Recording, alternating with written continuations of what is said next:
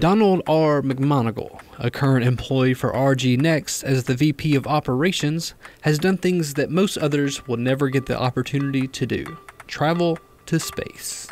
When I was in fourth grade, I looked at a picture in a book that showed the curvature of the Earth. And it was a picture taken by John Glenn, if you know who he was. He was the first American that orbited the Earth. He took those pictures, and in my book was a picture of the Earth taken from space. We didn't have many of those at that time. And I took my ruler out of my desk and I put it on top of the picture to prove that it was not a straight line, that the Earth was indeed round. And I was unaware at that point in my life that some 25 years later, I would have the privilege to see exactly that same image from a space shuttle and prove to myself that the Earth is indeed round. Back in December, McMonagle spoke to residents about his career path from flying a fighter aircraft to working on an F-16 test program to his times in space. So my career from high school progressed to the point where I signed up to go to the Air Force Academy. And after I had been accepted into the Air Force Academy, in the spring of my senior year of high school, a classmate came up to me. Al came up in the hallway and said, "Hey Don, I know what you're gonna do after you go through the academy. You're gonna go fly for 6 years in the Air Force to serve your commitment for the academy, and then you're gonna become an airline pilot." He came back 5 minutes later and he said, Don, I've changed my idea about what you're gonna do in the future. I said, Al, don't change it, I like that one. Now he said, you're not gonna go be an airline pilot, you're gonna go fly in the Air Force, and then you're gonna go into the astronaut program and fly as an astronaut. And my honest answer to Al at that time was, that doesn't happen to people like me. In 1975, he completed pilot training at Columbus Air Force Base in Mississippi and clocked over 5,000 hours of flying for the United States Air Force. In 1987, McMonagle was selected as an astronaut, taking his first flight in 1991 as a mission specialist aboard the Space Shuttle Discovery on DoD mission STS-39. Discovery is now in a museum in the Smithsonian in Washington. That mission was the first unclassified Department of Defense mission that we flew in the Space Shuttle program. And the purpose of that mission was to support what was then called the SDIO, the Space Defense Initiative Office, which eventually became the MDA, Missile Defense Agency.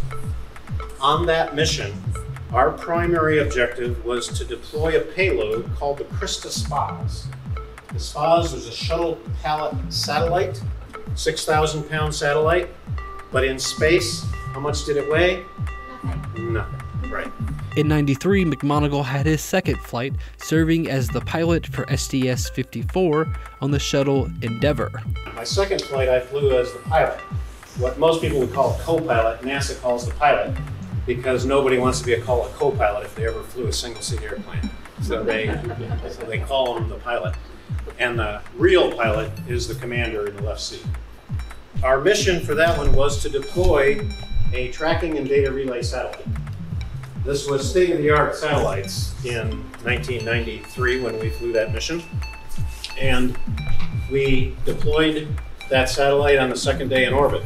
A TDRS, a TARS satellite, is a big satellite. And it has connected to it an inertial upper stage that boosts it after we kicked it out of the shuttle's cargo bay and then maneuvered away from it. It fired its solid rocket motor to go up from our altitude of 160 miles up to 22,300 miles. Then that means it's moving at the exact rate of the Earth.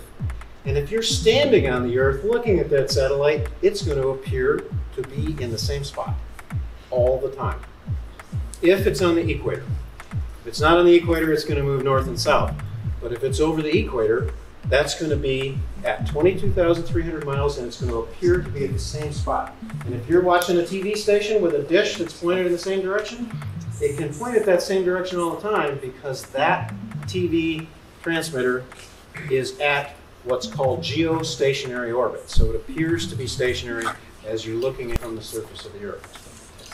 He took his final flight on the space shuttle Atlantis for mission STS-66 as the commander of a team of 6. My third mission was STS-66. That was on the space shuttle Atlantis, and I was privileged to be the commander of that mission. This mission was called Atlas, Atmospheric Laboratory for Applications in Space. Again, we flew the same type of shuttle pallet satellite that I'd flown on my first flight. And we deployed it into space. But in this case, it was carrying a telescope in a different wavelength. And the whole objective of this mission with that telescope and many of the instruments in our cargo bay was to study Earth's atmosphere. We were looking through the limb of the Earth and looking at the sunrises and sunsets, because as you get the full wavelength of everything coming from the sun and all the spectrum of the sun, and you bring it through the atmosphere, and you see what the sun looks like above the atmosphere and then through it, you can figure out what elements are in the atmosphere. So we were looking at what the Earth radiates, what we get from the sun, what the limb of the Earth was removing from that spectrum to determine what chemicals are in the middle atmosphere. The bottom line in this Atlas II mission is that over a 10-day period, we were able to catalog 80% of the globe's middle atmospheric chemistry. He had one statement that he left the kids in attendance before he dismissed. I will tell you that when Al DeShano told me that I was going to be an astronaut, my response was, that doesn't happen to guys like me. If you think that now, you kids out here, put it aside.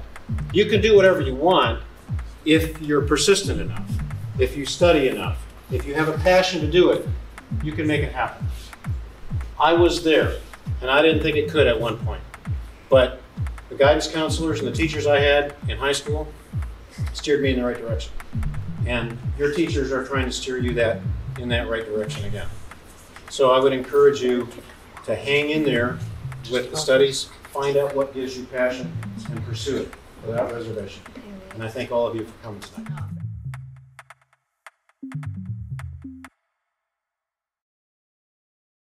"2019 was a very, very eventful year for Kwajalein. Yeah, we got to cover some cool content. A lot of content, a lot of cool things happening on this small island.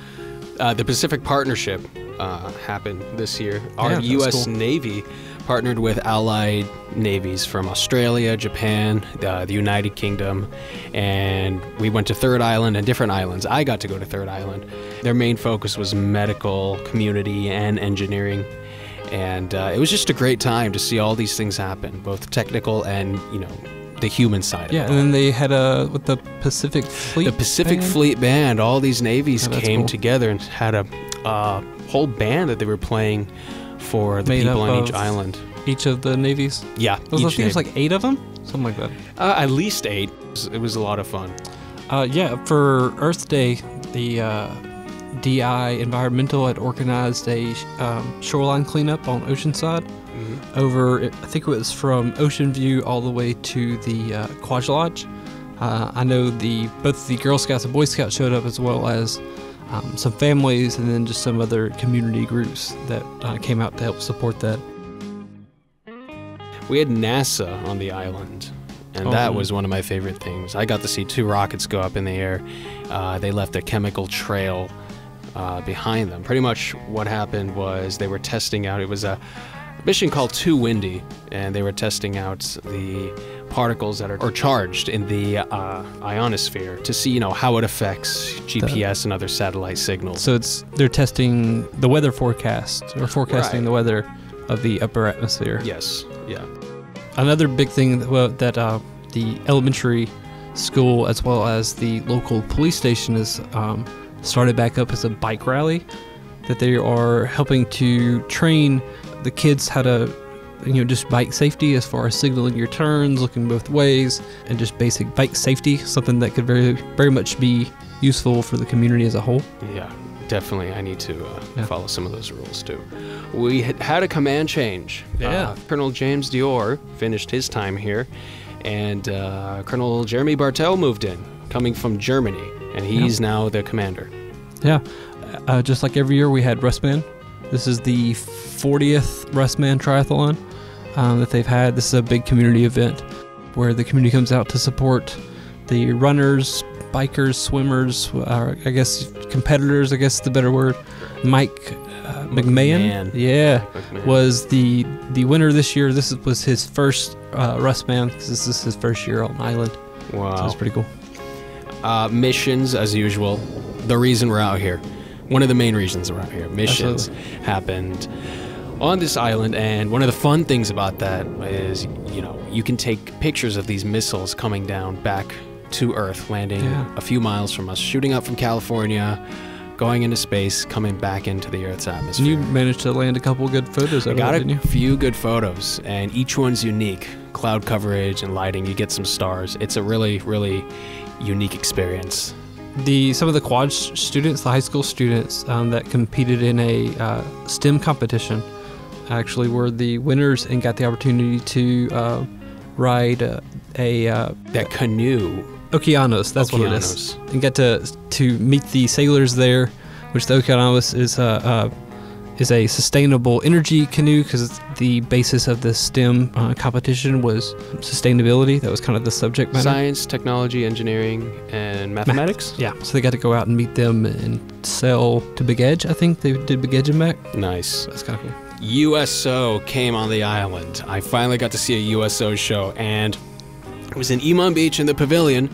Started raining on everyone. So everyone had to make their way inside the pavilion, and the USO performers transitioned pretty much a 90-degree turn. So that was very, very cool. Yeah. One of the big events that we managed to finish up was the shoreline cleanup over where the Navy dump used to be when the Navy occupied the base. Pet cemetery. Pet cemetery. They've been cleaning that up in response to the contaminations that it's been having on the ocean. So that's a big thing. It's took them 1.5 years that they've been working on that. Finally finished. It's a massive cleanup job. Yes, it is. For sure. Yeah, we had a group from Kadena Air Force Base, some special ops group that did a practice jump out here. It's the same group that came last year. That was cool to see. Them parachuting from the sky and landing. Absolutely. We had magician Rob Lake come on the island from America's Got Talent. Yeah. And he performed for us, and I think his biggest fans on the island were, the kids. The kids, for sure. The grade school kids who absolutely loved him, were astounded by him. It's cool that he was in the crowd. It was very much a crowd participation type show. Very interactive Very interactive. I think in my opinion, one of the cooler stories that I covered here toward the end of the year was I went with the Barry Aviation guys that handed out checks for the Island Memorial Chapel School Scholarship Program. I think I got that right. It's a mouthful. It's to help pay for kids that aren't able to afford to go to school, to actually go to school and get an education on eBay. So I got to go hang out with those guys, as well as one of the missionaries there that helps organize that event. Nice. Yeah, so there's a lot of cool stuff that went on this year. A lot, and I'm almost positive we're going to have always more This is always a fairly interesting place to see what comes through. I'm very, very fascinated to see what happens in 2020.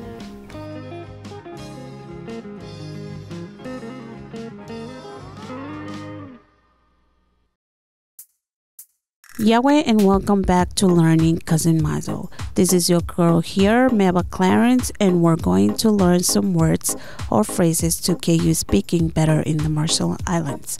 Today's phrase is Imarong ke jibang. Imarong ke jibang, meaning how can I help?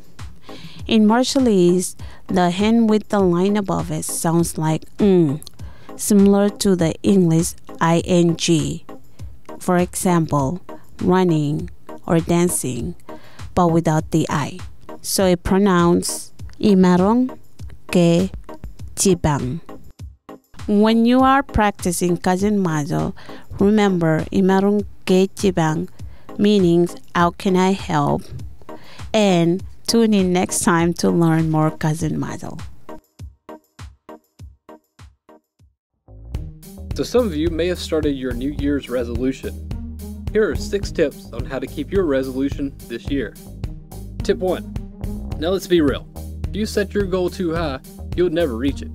So when you're setting your New Year's resolution, be realistic. Tip 2. If you just decided to have some resolution last minute, take a step back. Come up with a plan of action. Break down the process and make smaller goals to lead up to your final goal. Tip 3.